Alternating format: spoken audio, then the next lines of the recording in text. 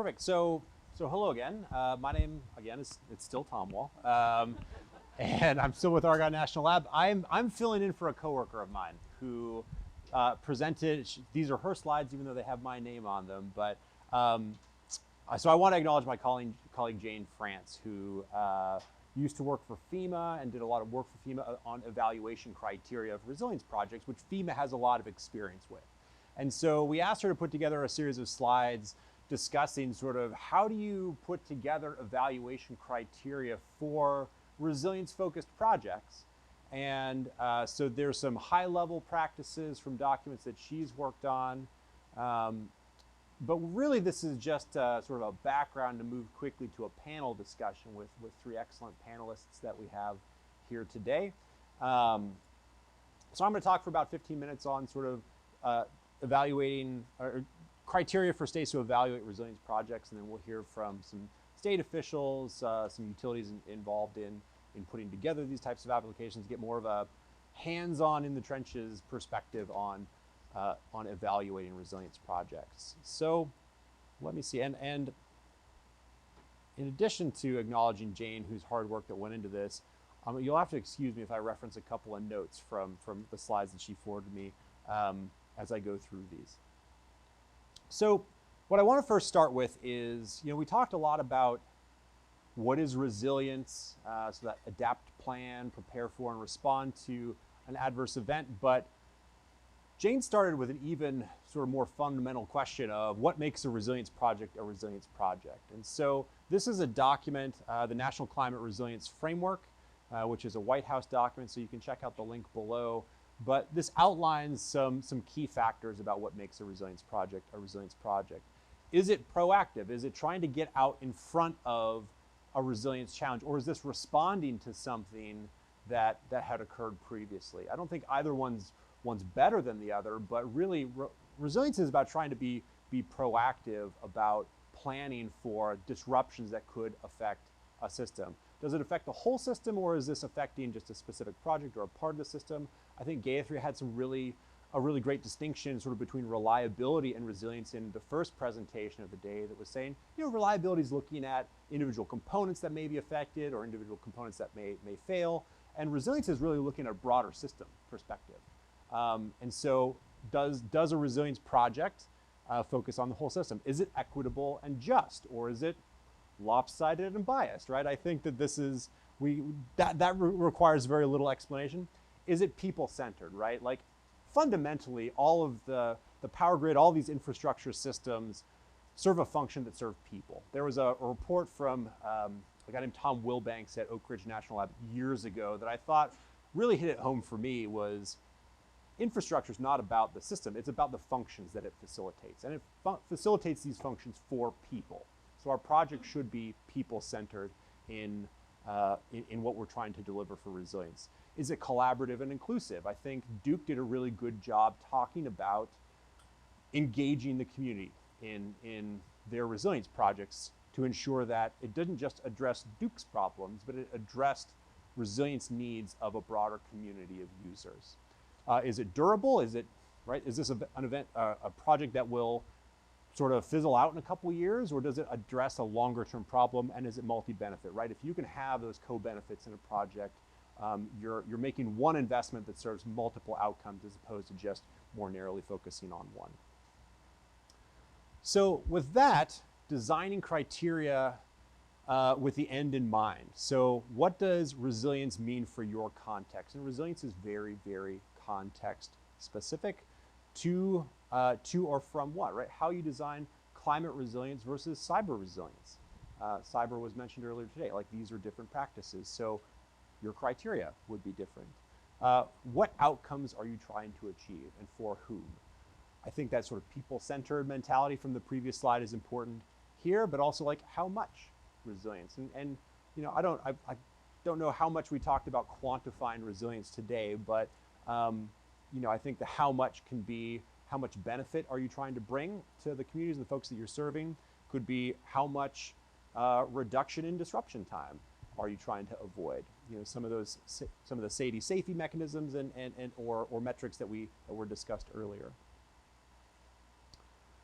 So broadly speaking, there's two types of evaluation criteria, right? This is, I kind of mentioned this in risk earlier. It's similar. You can have quantitative approaches and qualitative approaches.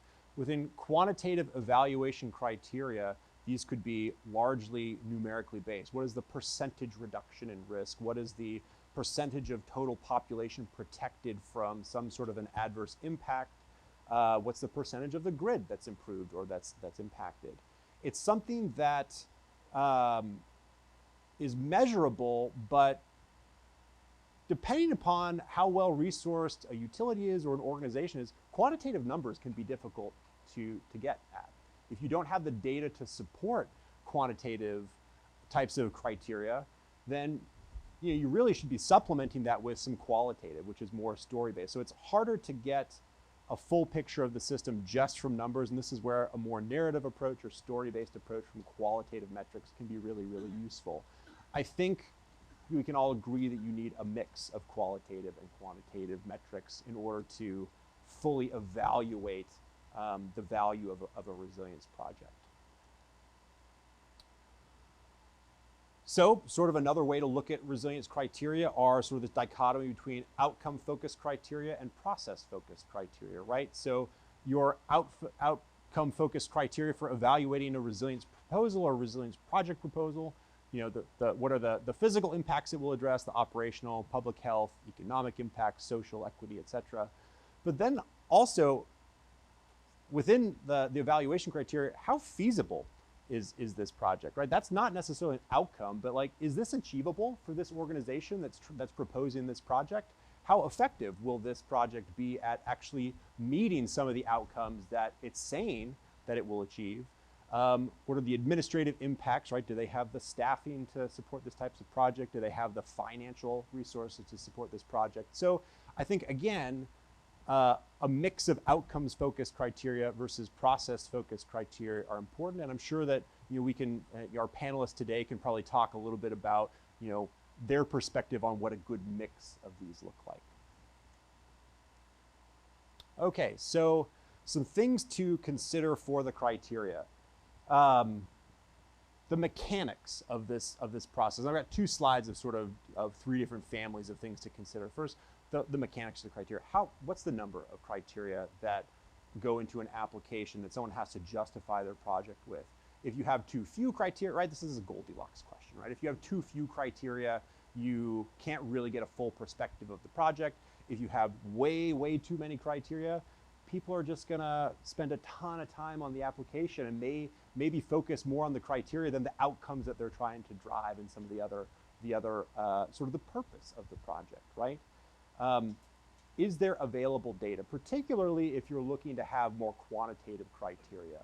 Larger, more well-resourced organizations and utilities can spend resources to gather data, to pay for data, to collect data. Smaller utilities, municipal utilities, rural electric co-ops, maybe they don't have the resources or the accessibility to these types of data. So keeping in mind, is the data that we are asking people for, is that available across the board, or are we biasing an application by saying, hey, we're looking for something so specific that really you have to have a lot of money within your organization to be able to get this type of data. Scoring rubrics, scoring weights. Maybe I'm just going back to when I was in grad school and teaching classes. Like, I believe in giving out scoring rubrics and scoring weights to my students and people so that they know how they're being evaluated. I don't think it serves anybody if it's a secret. And so being able to take that scoring rubric and make that publicly available helps people think through how they answer or respond to the criteria. So whatever that scoring rubric or however you weight that, I think that can be an organizational discussion. Maybe goes back to one of my points from an earlier slide about how resilience projects are very context specific and location specific. So I'm not here to tell you how you determine those weighting, but I think making this type of information public can only be to a broader benefit. The review process. Who is involved in that review process? How do you evaluate consistently? And what's the time frame? And this is something that I think really came up in one of a presentation that we did, for one of these meetings in Washington, D.C., where there was a discussion of, well, we have some criteria that's very engineering based, but we don't have any engineers on staff. So how are we going to evaluate criteria that's very technical if we don't have the right people to evaluate that? And this is sort of the mechanics of the review process. And so what their decision was, well, we have sister organizations that have power systems engineers and people who we're going to ask for their help to help support the review process. And that was a solution for them to figure out who's involved in this process, to make sure they have the relevant expertise to evaluate the criteria that they've laid out as important factors for applicants in submitting their resilience projects. And then last, unintended consequences. Is it too complex? Is there a potential for bias? Can certain criteria cancel one another out? And I think that these are important factors, right? I think we've talked about sort of, is it too complex? Is there potential for bias, particularly if you're looking at organizations or communities that have a ton of resources to answer this problem? If you can hire a consultant to help write your application, right, then because it's so complex and that's the only way that you can respond to this process, right, well, you have introduced bias into the process, that the types of communities who can respond to this. I want to give, and I apologize for racing through this, but I've been encouraged based on filling in on a prior presentation to try and get to the panel quickly. So the last two slides I have here before, I think we will transition. Sorry, I advanced it on my laptop, but not up here. Right, I think it's instructive to look at what a completely different type of organization has done. And this is the FEMA Building Resilient Infrastructure Communities Program, the FEMA BRIC grant program, and their technical evaluation criteria for 2 different fiscal years. And I put this slide up here not because I think we need to go through the specific points, although I've got a couple of anecdotes, but because it illustrates that it's okay for your evaluation criteria to evolve over time, right? As you understand, no one's gonna get the process perfect on the first time through. And so it's okay to learn from how the process worked the first time and refine that for subsequent processes. And one example I'll highlight here is mandatory building code adoption and BSEG ratings. Like, these are 2 criteria that have to do with building codes. For a long time, FEMA was really, really interested in pushing building codes as sort of a resilience strategy. And the problem is that biases in certain places that have, prescribed building codes. There's lots of places that haven't adopted necessarily like a statewide building code. It's community by community basis. So it's difficult to enforce this in those types of locations, and therefore it biased the criteria for places that are better resourced and can pursue things like BSEG ratings, or where it's easier to adopt building codes. And so between fiscal year 20 and fiscal year 23, FEMA sort of lightened the touch, both of the weighting, right? This was a sort of a combined 35 points for building codes. Over here, they've got 5 to 15 points. And it's really around building code adoption and enforcement. So they're still maintaining some interest in building codes in their criteria, but they've made it a less heavily weighted portion of that, and also tried to address the challenges with biasing this towards more resource communities, or those that are more sort of hospitable to building code adoption, things like that. So this is technical evaluation criteria. FEMA also had qualitative evaluation criteria, and it was sort of a similar approach here of some of the leveraging partners, for example, was one where if you're in a community where, or if you're an organization that has lots of partners, you're very well connected, well, then you probably have a leg up on another community that has the same level of need, right? It's still just as worthy of a project, but just because they don't have as many partners, whether it's nonprofits or foundations or whatever, available to them for partnership, you're maybe introducing a bias into that process. And so FEMA still wanted to encourage people applying for BRIC grants to seek these types of partnerships, but they made it, again, they adjusted the weighting criteria between fiscal year 20 and 23 in order to better reflect that and not make it quite as heavily weighted or as big a part of the application process. I've gone through a ton of material. I've admittedly sped through it pretty quickly. I will say that the slide deck is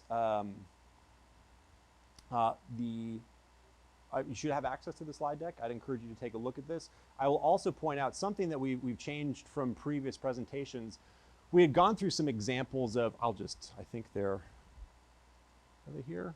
Yeah, so there's some slides, for example, of approaches from Wisconsin, from Colorado, from Kansas, from Ohio, South Carolina. So we didn't want to take the time to go through all of these in detail, instead get to our panel, but I would just point that out, that these are in the PowerPoint slides that you have access to. So in addition to the high-level slides that I presented on sort of generalized approaches and the example of FEMA, there's some other examples from what states have done for these specific types of resilience grant applications. So this is my colleague Jane. Email her with questions if you have any. She'd love that. So. And then again, sort of in the spirit of what we were encouraged to do for all of these presentations today, here's a series of questions that hopefully you leave here with from this presentation thinking, all right, well, these are some questions I should be asking people as I think more about evaluation criteria. Okay, I would like to quickly move to the panel discussion, and fair warning, I have some warm-up questions for this group, but really, it's our last opportunity for audience engagement. You've been here for 2 days, so I'm hoping that you all have questions as these folks are making their remarks, and that you'll relieve me from having to ask all of the questions of our panelists, and we can get some audience questions as well. So, you are? Cool, okay. All right, so I'd like to introduce Avery, Ashby, Kari, Heinrich, and Ben Bolton. I'll ask them to introduce themselves and talk a little bit about who they are, who they represent, what they do at that organization. But first, would you just help me welcome them to the panel today? Avery, tell us about yourself. Yeah, happy to. So Avery Ashby from Middle Tennessee Electric. I'm an electrical engineer manager there. So we are a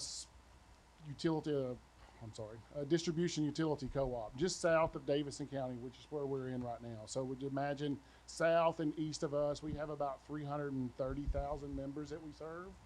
So that's what we do. And I'm gonna go ahead and set the bar for us here right now. I had no idea what I was getting into when I was volunteered for this panel, right? Or voluntold, but yeah, I actually volunteered. I kind of expected, I saw some stuff about grid resilience, and like, oh good, I can go there and tell about Middle Tennessee Electric and what we've done with grid resilience. I kind of found out later on, let's talk about selection criteria. So again, with us being a co-op, we don't do grants, but I can talk about my experiences and some of the challenges that we've had applying for grants. So if y'all allow me the liberty to do that, then hopefully that'll be a good discussion. And I think also, I was thinking that you could talk about how you select your resilience projects, what criteria you apply. Yeah, absolutely, we can do that. Yep, thank you. Hi everyone, I'm Kari Heinrich. I'm the energy security lead for Wisconsin. I'm in the state energy office, which is housed within the Public Service Commission. It's a little unique to, our state's a little unique in that regard. So I'm in charge of the grid resilience program, along with other grant programming that's involved in mitigation efforts to support energy security within the state, both regulated and non-regulated utilities and fuel supply. All right, then, yeah, here we go. All right, I'm Ben Bolton. I'm not with TEMA, as my address is there, but I'm actually with the State Energy Office in Tennessee. Welcome to my hometown. I'm actually a local. There are a few of us left, and that's about it. Yeah, there's one in the back. All right. So I'm the Senior Energy Programs Administrator within the Tennessee Office of Energy Programs. But I like what Tom said earlier about function, because I'm the primary for emergency support function 12 for energy. How many of y'all heard that term and at least know what it is? Yeah, it's my SEO buddies. That's why. So that is the function when we design how we respond to an emergency. 12 is the function for energy. It's done actually by function and capabilities. Part of why I tell you all that is Tennessee came up with that concept, and then we taught the feds how to do it. Our guy got hired by FEMA after 9/11 to help them do that to the country, but it helps govern how we respond, and that's why. So I mainly work with the energy security program and also chair NASIO's Energy Security Committee. Excellent. So thank you for the introductions. I've, again, have some questions here that we'll kick off with. Kari, maybe I'll start with you, and then we'll go around, because I know that we've got some slides up, or a slide up here that you may want to reference. But I guess the question I'd ask all three of you, and we'll again start with Kari, is, what specific evaluation criteria are you using in your resilience program? How'd you select those criteria? And was this modeled on other programs? Did you start with a blank page to come up with these? And I think we're interested, sort of, Kari, from the programmatic level, but also Avery from even internally, like, how are you guys evaluating projects, and do you use your own criteria, and maybe how'd you come up with those? Right. So I don't know if you can go back to the Wisconsin criteria. It's pretty straightforward. We have a 10-point per 10-point evaluation set of criteria, and we relied a lot on both the federal requirements of 40101D, so quality jobs, disadvantaged community benefits flowing down to, or at least 40% of the benefits flowing down to disadvantaged communities. Having an impact, we needed some sort of measurable impact from the projects, and then establishing greatest community benefit, which generally felt like it was a pretty rather challenging, because it was a really vague sort of setup in the legislation. So, but we also relied on existing criteria within our grant programming, so eligibility and readiness to produce the project, diversity, equity, inclusion, and accessibility. That's been a standard for our SEP-funded programming, and then also innovation. We wanted projects coming forward that could really showcase what Wisconsin could do with these funds. But and then we also relied on the commission to set some priorities in terms of the activity types that are in 40101D. There's a long list, and we really wanted to make sure that we were selecting things that were going to be of greatest benefit for the state, and provide the biggest impacts. So, and by prioritizing, it would make it a lot more strategic for us to evaluate apples to apples on projects. And you said each of these were equally weighted? Yes, that's another key component of the commission, and in particular we're sort of piloting this in our initial grant round to see how applicants come forward to propose that their projects are meeting these criteria, and we left it pretty open-ended as far as how to establish their ability to meet these criteria. We have a both qualitative and quantitative approach to this, so a narrative response, and then also utilizing the federal annual reporting template. We established quantifying impacts through the various metrics that are in the GDO criteria, and then also in terms of community engagement and quality jobs metrics. So we really wanted to keep it open-ended and offer the opportunity on the first round for any applicants to come forward with a project that seemed valuable, and have the initiative to do that and to test the waters and see what was out there, and then narrow it down as we lead into the year 3 funding. So. Ben, Avery, any thoughts on sort of selecting evaluation criteria or the process for that? Sure. So one of the things I'll add for Tennessee is those programs are still getting approved and under development here. So not going to discuss the actual criteria yet, because until it's launched, it's not really public, and we're still working some of those details out. But I think what's important to talk about with these project criteria and selection and stuff is ways that energy officers are also involved in this, and that we get involved very heavily in some of the planning side of it, especially the stakeholder participation. Our office has been involved for years in the integrated resource planning for TVA. If you don't know what that is, it's the Tennessee Valley Authority, came about as the New Deal. So Tennessee ends up really unique in our situation nationwide, power-wise. That generates power for 99.7% of the state. Everybody that gets that power is a muni or a co-op or a direct industrial customer. So very unique situation for most public utility commissions, and our PUC does not have jurisdiction over those customers. So it makes it really, really unique for everything that we're doing. But in the same breath, it lets us be non-regulatory involvement with the planning and being able to connect them with stakeholders, emergency preparedness, or other things that we can do as far as those elements. So, for instance, one of the ways that we can help evaluate projects is to help advise, like our Emergency Management Association or agency, with their mitigation projects. We can help be those energy experts, or more importantly, we can help connect you to even more energy experts at the labs or otherwise, subject matter experts, because I'm telling you now, your local emergency manager is usually wearing like 3 or 4 different hats as being fire chief, the emergency manager, etc. He doesn't have time or she know how to evaluate properly or even prepare an application for an energy project. So they desperately need our help in trying to figure that out, because there's plenty of money to help with mitigation projects, or even how to thread these together. You know, if a water utility is going to get a revolving loan fund that's going to allow them to build a new plant or do a lot more, well, then can mitigation come in and provide a backup generator for them as well to keep those pumps running, and so that a community still has water. So part of what I bring to that is that emergency thing.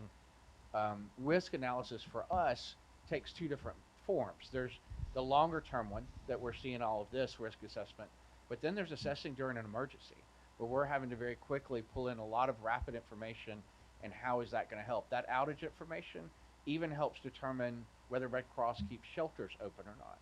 So one of those projects that I wouldn't have thought of until recently was we had a tornado hit a specific neighborhood north of here, and we could see the power outages and we could see the neighborhoods.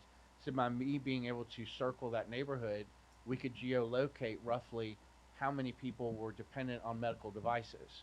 Because one of the ways we're helping, and I see the biggest way energy offices can help, is with data collection.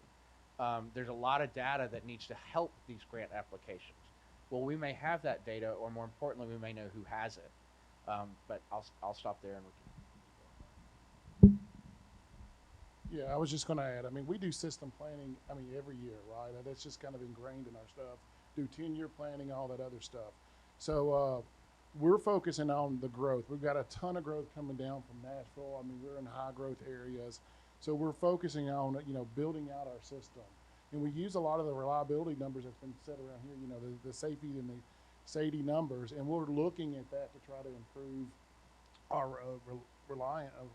reliability on our system. But we like to say at Middle Tennessee Electric, the best metric, or the metric that we're really focusing on, is our member satisfaction, right? I mean, SAIDI and SAFE, they help us give some clarity to those, but it's really about our members, and that's what a co-op is all about, is looking out for our membership.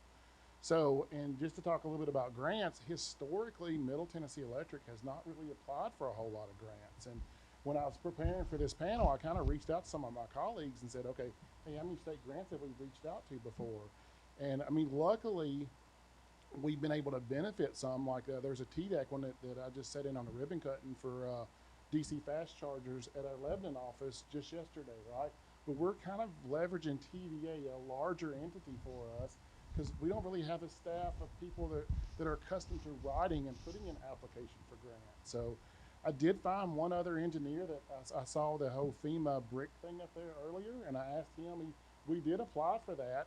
And I said, well, Ben, how did it go? And he said, well, I pulled a lot of data, and we basically didn't apply because we felt like, due to the scoring, that it might not have applied for us so much. So we kind of got discouraged when we were looking at those and didn't pursue it anymore. So I kind of wish I knew Ben at the time to maybe reach out and like, okay, help me understand what we're missing here. So it wasn't till GRIP came along, and of course there's a lot of money with DOE. That's when we started kind of getting into the, okay, we got to get into grants, right? So our first approach on the first iteration was we reached out to a third party. We've never done grant stuff by ourselves. Again, we've always used a larger organization. So we went to those, I guess, grant farm, if you will. They came in with a full-blown process. You know, we pulled in multi-functional type people, spent a lot of time on figuring out what our ideas were and rating those. And I mean, all in all, they wrote the concept paper and we didn't hear any more from it, right? So we didn't get that next. So we were very discouraged. I mean, as you can imagine. Well, this next round came around and we just said, we're going to go again. We'll try it again. But the lessons that we learned from the last time, we weren't going to use a third party. Let's try to do this in-house. So again, we pulled together a group, come up with our ideas, and it's from there. That's where I feel like I learned the most from doing grants. And it's all about just, again, understanding maybe the spirit of what I've heard a lot of y'all talk about today. Because, again, we do a lot of member benefits, right? We're not customers, we call them members. They own us. So it was one of those, how do we take what we do and probably do well, at least I think we do, and tell that story in a grant. So. Yeah, I think sort of that, you know, one of the evaluation criteria sort of being people-centered, it sounds like that really resonates with you guys as a co-op and sort of wanting to ensure that the projects that you're selecting and putting forward are, you know, people-centered and serving your members. No, that's great. I think it's also, you know, it sort of reinforces an earlier point about data availability, right? If you don't know where to go to get that, I'm glad we could help make that connection with the panel discussion today, but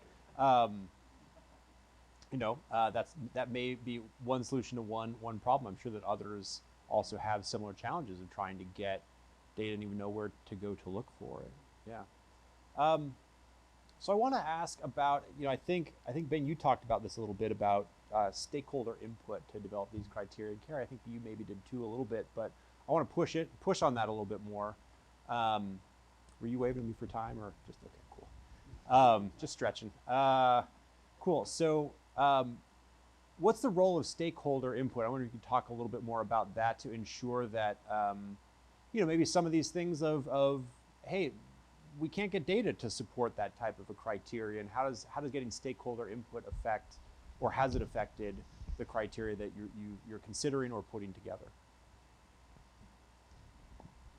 All right, so this is one that's become more dear to my heart as getting to be both soliciting the input, but also then being one of the people that gives the output also. So that helps you to be, I guess, walking another man's shoes for a while, so to speak. But I think to Avery's point and applying for grants, that's something that we hear from a lot of co-ops and well, just energy sector people, period. As they go after these grants, they spend all the effort, they tell the narrative, they hire a consultant to do it, or they try to do it in-house. They apply for it and they don't get it.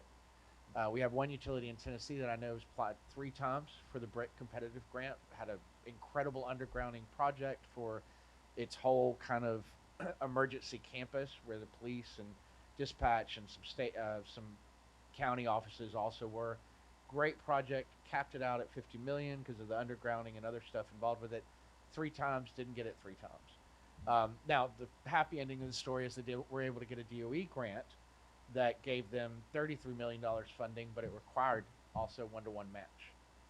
So think about what that did to those ratepayers and that utility. Those ratepayers then incurred so much more cost because they couldn't get the grant under the BRIC program that was $50 million with about a 75-25 match.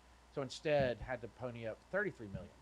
So that's one of the first cases that I can think of that because of not being eligible for that grant, it actually did end up costing ratepayers.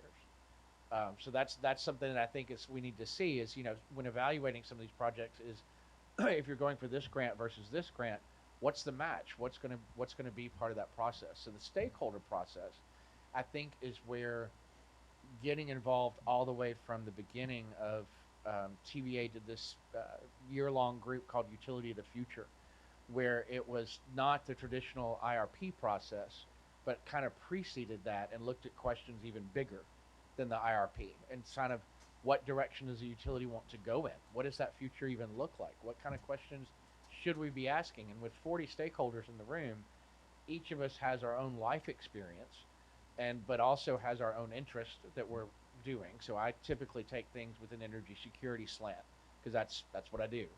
But in the same breath, I'm also thinking about vulnerable populations sometimes. I'm thinking about areas we need to be sure we can get to. And so that stakeholder process becomes key to not just single involvement, but what made it better for me was the being involved with the integrated resource planning with TVA right now. We're still going through it. Is we meet monthly and we have meetings in between. So it's kind of like, imagine if this group met for a year and a half every month. We're going to get to know each other really well, good and bad. We've had colds, we've gotten sick, we've had children have emergencies. I mean, that's going to happen, and that's partly what makes good stakeholder engagement. Is the more you can get to know each other, more that that person's passionate about that, and maybe that's we always have to respect that that's their interest, but in the same breath sometimes that's the filter they're always coming through. And I think as state and government workers, we have to come at things with an all-inclusive mentality. And so that is one of our responsibilities, is we're there to represent every single citizen in our state in that respect when we're a stakeholder.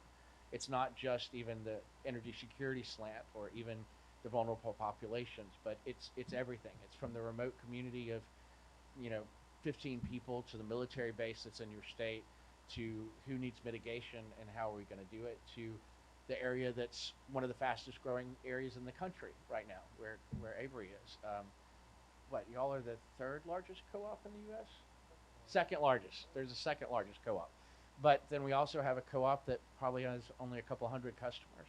So one of our things is also trying to figure out how do we get those gaps where outage information isn't available. So one of the projects we're working on, stakeholder, is with Oak Ridge to figure out those utilities that aren't reporting their outages and fill in that gap.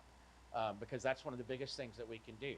If we can get those gaps, then we can start seeing better where the state has vulnerabilities and holes in it. But if we don't have data, it's hard to know where that is. So that's I think the floor with some of these programs is, yes, we have to create them, but how do we create the data or collect the data such that we can make better decisions? But more importantly, in most cases, these are private sector assets. So they're managing those assets. How do we help them make better decisions? We have access to all kinds of data that they don't also. There are times that I've pulled in eagle eye layers and we've all pulled them together to show where transmission is, but it may intersect with flooding or something else. And so as a stakeholder, that's part of my job is to connect and be that, I call it being a catalyst, frankly, if you know your chemistry at all. Catalyst isn't changed throughout the process, but I'm trying to speed it up and make it react faster. Well, that's really what your state energy offices are also really great, besides handing out lots of money with grants, is we're also great conveners and catalysts as far as helping connect to other experts for people that don't have that. And this room is a great example of that. I'd like to follow up a little bit because I'm really looking forward to seeing the results of the Oak Ridge research. We're directing 75% of the budget towards the small utility component for the grid resilience program, and our application process is two-phased. We asked for submittal of an initial application, and then ask for follow-up details at the project level as it relates to impact and eligibility. So in order to be able to effectively and objectively score every applicant the same, we didn't get into asking people to elaborate on their CGES data or whether they are truly meeting stakeholder engagement the way we wanted them to. But we found that when we asked the impact questions, we left it wide open. Tell us what impact you're going to have based on a wide range of metrics that are in the annual report template from GDO. And we got the gamut of responses to that. And so we decided on phase 2 to say, okay, let's try to do this apples to apples at the activity level. So give us how many customers in each residential, commercial, industrial, do you have as a baseline? And then what is your SAIDI or your KD data? Like baseline, as much as you can provide that. And the response we got, because all but one applicant is a small utility, was we don't have that. How do you want us to respond to that? And that's, so measuring that, trying to actually score them is going to be a challenge. But I really do feel like the best criteria is something you can measure and you be specific.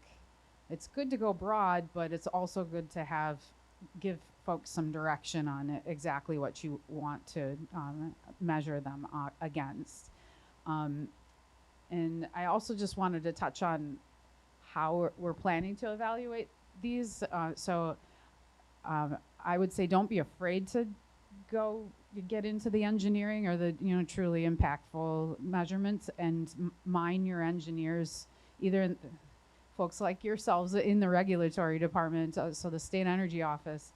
I'm a program design and administrator. I don't have an engineering background.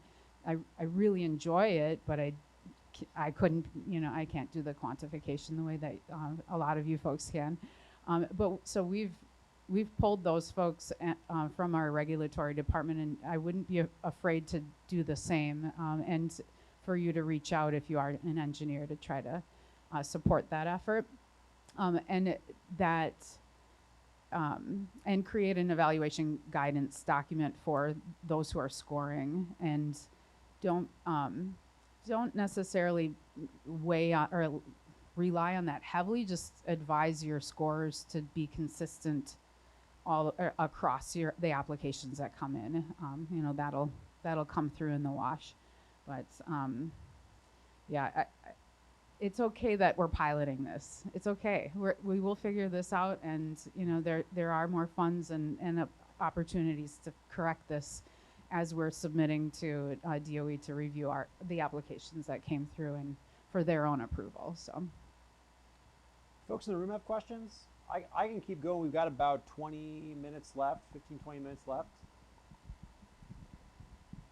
Yeah, please. Yep. I'd like to open up a little bit more on the fourth bullet on the right side, innovation, from a standpoint of how do you evaluate that criteria? How does that play in, and what forms of innovation? And then, Avery, I remember back in the previous phase of the ARRA, Middle Tennessee got like a nice grant to put fiber optic network overlay onto your utility system. So I'd love to hear about that, how that played out over the last 10 years in terms of driving innovation, integrating, systems, that kind of thing. So thanks.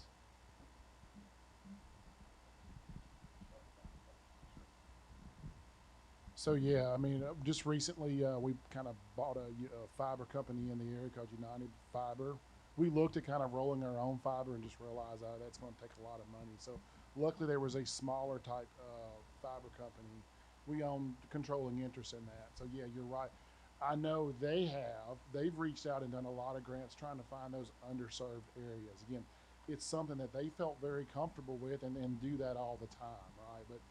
But for me, it's not it's part of Middle Tennessee Electric as a sister company, but it's something that we don't reach out. But it has been good because we're now all of our substations are on fiber, which is great. We're rolling that out to the protection devices on our system, and of course, all the time there's a synergies that we have between Middle Tennessee Electric and United. Hey, we know about this subdivision going on here. Let's go ahead and put conduit in the ground to help that out. Oh, we're doing make-readies on these poles for other things. Let's go ahead and put a tag there for United because we know they're going to come through. Because apparently the way they talk about their biggest issue is guying and getting ground and trying to get the easements off of that. So I think there's been a lot of synergy in that.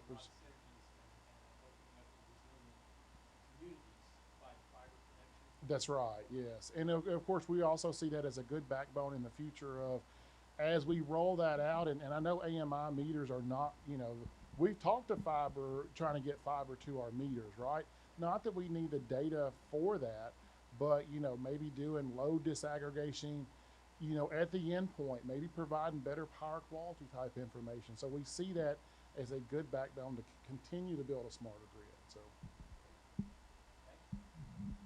So I'll add on one of the things that's helping influence our project is AMI and design, and that so what we're going to try to focus with one of ours is coming up with better outage data and how to track that better, because that gives us not just situational awareness all the time, but also then dividing that into systems that do have AMI, because then there's that sort of, you can head more towards that longer term. They're going to head towards a smart grid versus those that don't even have AMI.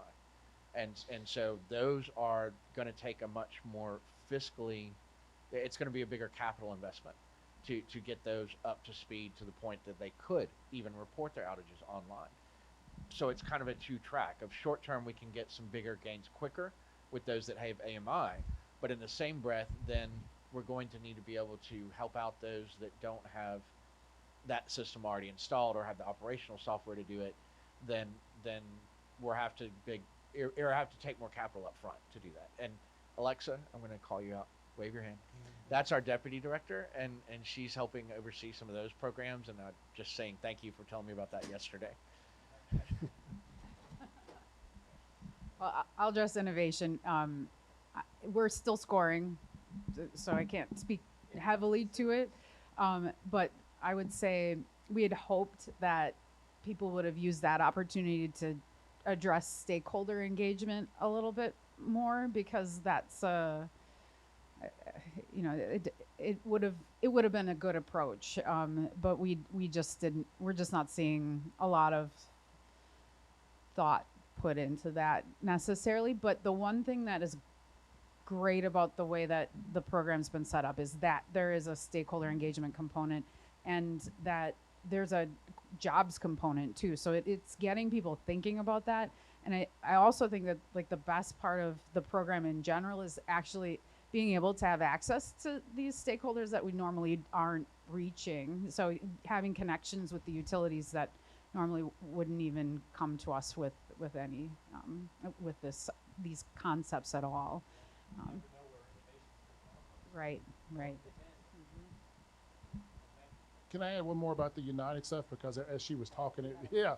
So one of the other programs that we did, and I heard some from people back in the back where I was sitting about, trying to get information from stakeholders and how sometimes that's a little difficult to do. I guess I would also encourage, as y'all reach out to the people that are more local, we may have relationships. Like a great example would be in Murfreesboro Housing Authority. They just restarted building a bunch of Section 8 housing, really nice stuff that they put over there. So we partnered with them and gave internet to phase 1. Phase 2, we're also doing internet, but we're doing a demand response program to where we can control, thermostats and hot water heaters and see how that saves electricity, all while incentivizing. But it was a great relationship that we have. We already have that with Murfreesboro Housing Authority. And if y'all are looking for, hey, we need more input from stakeholders from low income, maybe your local utility company can help get you connected with that. So the other one we've done like that is at the local level, and a lot of times the that who has those relationships is even working with like the fuel terminals, and this is definitely digressing, but it's a little bit. We realized in inventorying some of this stuff, we're have a massive statewide critical infrastructure survey effort. That's not just to have all the information, but it's also then if you have all that information inventoried, or at least a good approximation of a lot of that information, it helps them become eligible for mitigation grants if there's damage. So if you've got it inventoried, then you can say, here's what it was, we knew about it, then there was damage during it, then that by incorporating that whole survey into the state mitigation plan, then that inadvertently makes it a little eligible for possible grants if there is damage, like a tornado comes through and blows a transformer into the river. I think you just answered at least part of my question. So I was just curious for TVA about how you have all the information. And so you just mentioned this inventory.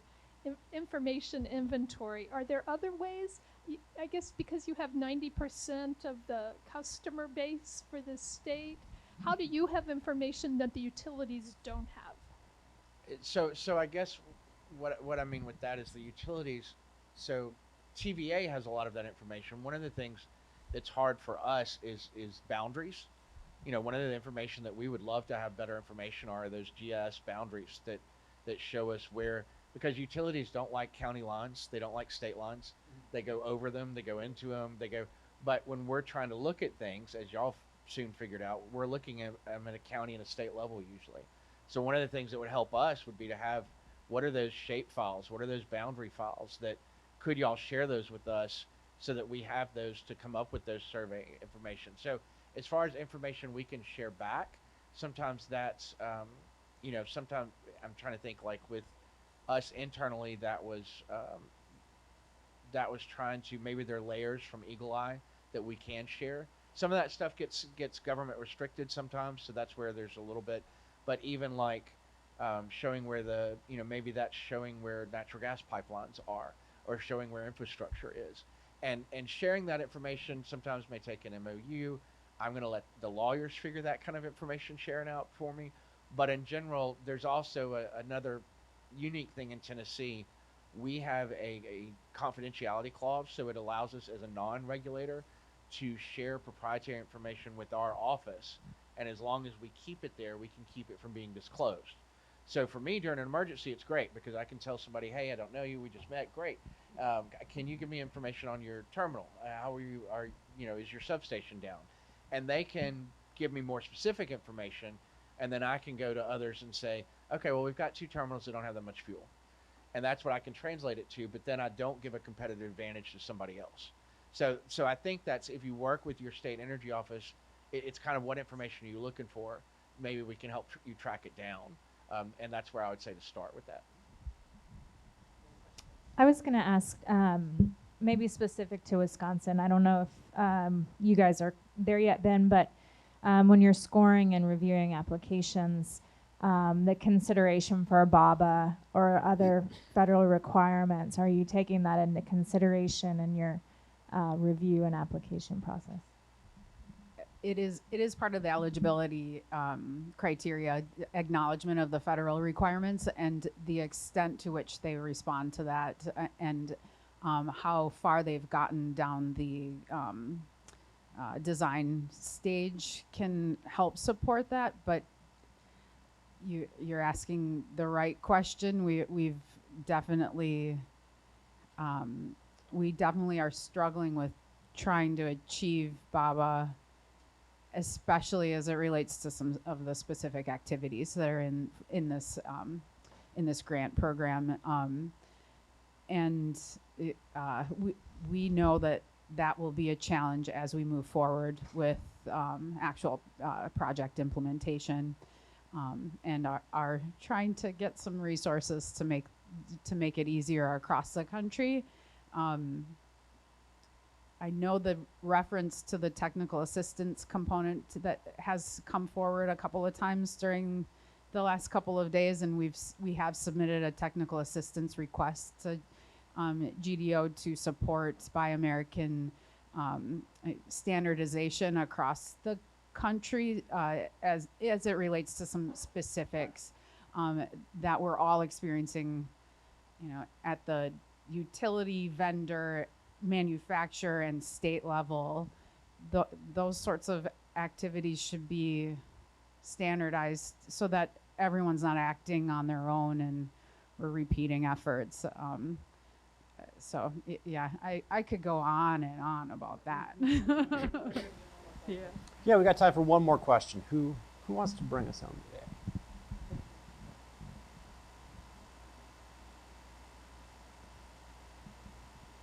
I'll ask one more question if you guys don't, so you're not getting out of here early. So. Well, yes, it's true. We are going to get okay. All right. So one last question, it maybe, yeah, lightning round, perfect. And it's kind of a wrap-up question, right? If you were fresh to this process, or you were just starting this process of developing criteria or submitting projects for for these types of proposals, what's one thing you wish you knew, or one thing you wish you could have done differently going into the process? Avery, you made eye contact, so I'm going to start with you. Yeah, I was encouraged to hear a lot of, when we're starting to evaluate what's the metrics that we're going to do, y'all were stating some of the same things that I'm already familiar with, the safety numbers, the safety numbers. That's where my comfort level is, and we track that. We have an OMS, and I know y'all mentioned some smaller utilities may not have that. I think that's getting better, just if nothing else from a member satisfaction of they want to know when my power is out. It's one of those taglines of, I can tell when Domino's is going to be in my house. How come y'all can't tell me when my power is going to be back on, right? So we have outage maps like a lot of other people. So, that's going to help us. OMS is going to help us drive to get those numbers. But I think that the thing that I wish I knew was, I didn't mind. Justice 40 was something new for us. What does that mean? You go look it up, find the shape files. That was not a problem because it was definite. It's when we start getting in those kind of nebulous terms of energy equity, and I'm glad somebody defined it earlier because I wasn't sure what that meant. That was a little harder for us to kind of wrap our heads around, right? But then the customer benefit side of the grant came. Member satisfaction, members is, so it got me back to, I guess, what I would encourage is just when you're writing your grants to think about your customer, who you're focusing on, and maybe use some of their terminology. So That's a great response. Kari, Ben? Sure, I'm not shy.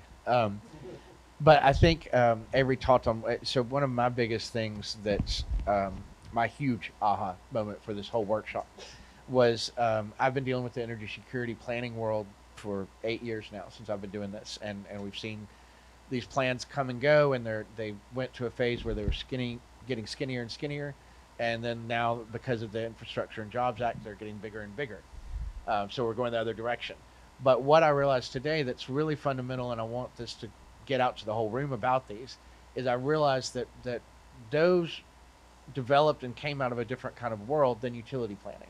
Those really came out of emergency response and energy efficiency and more that world. And so at their most fundamental, they're an operational plan.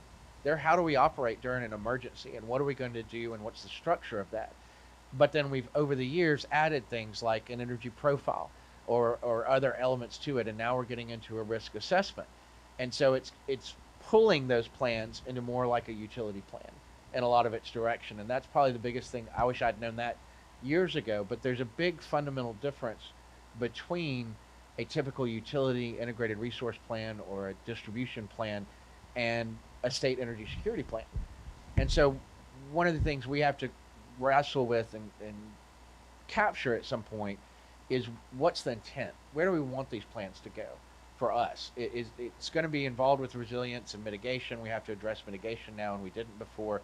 So I have to address all hazards in Tennessee. So we go through all of them. We pull them out of our state hazard mitigation plan. So something y'all should all look at is the state hazard mitigation plan that your MA has to develop. It has to have the word climate in it. It has to have that addressed now. So don't think that there's a southern state that hasn't in some way had to address climate in their state hazard mitigation plan. So let me take that misconception away from folks, because we are having to deal with it, and it is something we're having to address. Now, is that new for a lot of folks to address it and call it that? Absolutely. But it is something that we've always thought about and that we're always dealing with. I won't take as much time.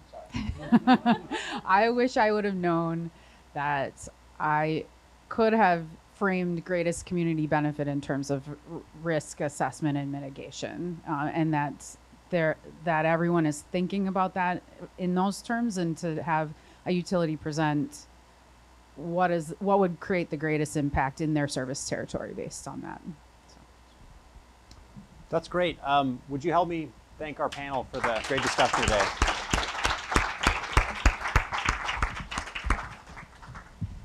Well, thank you everyone for being here. Let us know what you thought. Let us know what we can do different. Let us know what you liked. Let us know what else you want to learn on these topics. We are fortunate to have the support of DOE. We're fortunate to have the experts from the national labs who bring their own expertise and bring other experts to help you, our NARUC members, our NASIO members. So on behalf of NASIO, Blake back there, Catherine had to leave, but she thanks you all as well. Thank you for being here. Safe travels. We'll see you next time. Yeah.